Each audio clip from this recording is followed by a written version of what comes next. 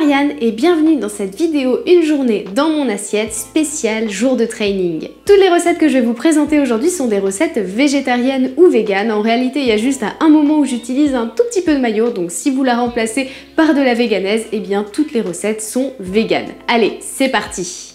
Comme d'habitude, je commence ma journée avec un café et en ce moment, je le prépare plutôt en latte avec du lait végétal. Quand je m'entraîne à la salle comme aujourd'hui, je me prépare ma gourde de BCAA pour m'aider à construire mon muscle et je suis fan de la saveur pêche limonade de TSE. J'en dilue une scoop dans 1 litre d'eau que je vais boire tout au long de mon entraînement. Si la veille je n'ai pas eu assez de protéines, après le sport je vais avoir tendance à prendre une barre protéinée TSE, saveur fruits rouges et chocolat noir, elles sont excellentes. Ça va être l'heure de préparer le déjeuner. Avant de commencer, je me prépare une petite tranche de pain avec ce fromage que j'avais envie de tester, qui est franchement bluffant. Il se rapproche du parmesan et il entre dans mon top 3 de mes fromages préférés easy. Je commence par préparer le riz gluant pour faire des maquis. Je le rince 3-4 fois et dans une casserole, je mets ma portion de riz pour 2 portions et demie d'eau. J'ajoute une cuillère à soupe de vinaigre de riz et je couvre sur feu moyen en remuant de temps en temps jusqu'à ce que le riz ait absorbé toute l'eau. Sur une feuille de nori, j'étale du riz qui là était encore un peu chaud, mais ça n'est pas un problème, limite je trouve que ça aide à faire des maquis qui se tiennent bien.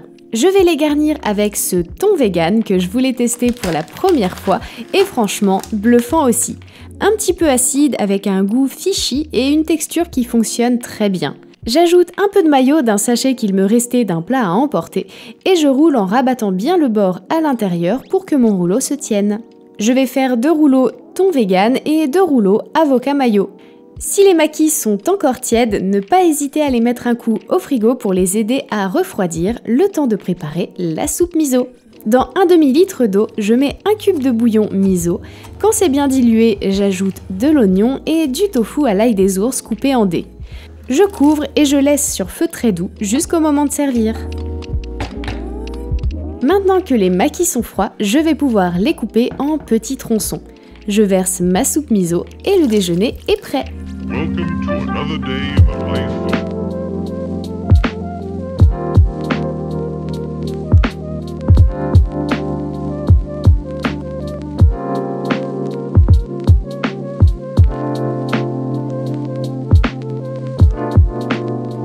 Pour le dessert, on a pris un peu de Alpro vanille, du raisin blanc, des céréales crunchy, quelques baies de goji, 2 petits fours que mon ami d'enfance nous avait ramenés de la biscuiterie de Chambord et bien sûr un café latte. Il est 19 h, c'est l'heure de préparer le dîner, tarte au thon vegan et salade. Je commence par préparer ma pâte brisée maison, c'est simplissime.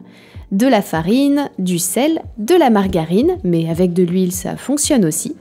Je mélange tout ça comme pour faire un crumble, puis j'ajoute de l'eau progressivement et je pétris jusqu'à obtenir une boule de pâte. Je filme et je mets au frigo pour 30 minutes. Ça me laisse le temps de préparer l'appareil à tarte. Dans un saladier, je verse du coulis de tomate, de la moutarde, de la crème de soja spéciale gratin, qui est plus épaisse, des herbes de Provence, le reste du thon vegan de ce midi et je mélange.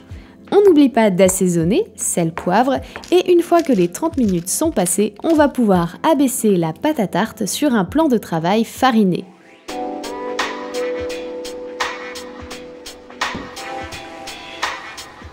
Dans un moule à tarte que j'ai légèrement huilé ici au cas où, je dispose ma pâte. Je vais égaliser les bords, piquer le fond de ma tarte, mettre un rond de papier cuisson avec un peu de poids par-dessus pour faire cuire à blanc pendant 20 minutes et éviter qu'elle ne gonfle.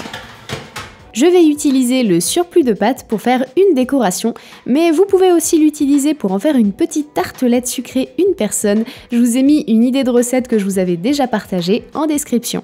J'ajoute ma préparation dans la tarte, quelques copeaux de fromage Gondino, des petites bandelettes décoratives et j'enfourne à nouveau pour 25 minutes à 180 degrés Celsius. Ne pas hésiter à prolonger la cuisson si ça ne vous semble pas assez. Les bords de la tarte doivent être légèrement dorés. À côté de ça, je prépare une petite salade et on est prêt à servir.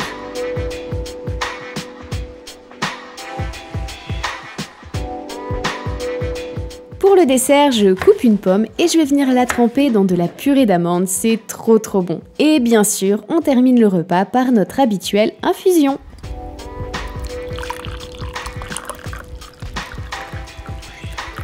Comme d'habitude, toutes les recettes que je vous ai présentées aujourd'hui sont disponibles dans la description en version écrite. À chaque fois, je reporte tout ça sur mon blog culinaire pour que ce soit plus simple pour vous si vous voulez les reproduire.